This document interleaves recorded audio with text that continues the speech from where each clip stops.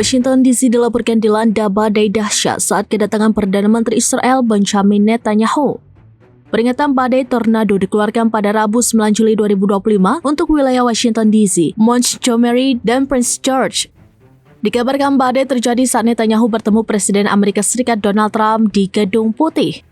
Setelah peringatan berakhir, genangan air masih terlihat tinggi dengan sejumlah rumah mengalami kerusakan parah. Sementara itu, Departemen Kepolisian Metropolitan melaporkan 1 orang terluka akibat sambaran petir di dekat lokasi. Korban mengalami luka parah dan segera dilarikan ke rumah sakit setempat untuk mendapatkan perawatan. Badai juga menyebabkan pemadaman listrik yang meluas di wilayah sekitar ibu kota Amerika Serikat. Menurut Dominion Energy, lebih dari 4.520 pemukim Amerika Serikat terdampak pemadaman listrik hingga Kamis 10 Juli. Sebagai informasi, Perdana Menteri Israel sudah berada di Washington DC sejak Senin 7 Juli 2025 untuk kunjungan kenegaraan. Bahkan kehadiran Netanyahu di Washington DC menuai penolakan dari sejumlah pihak.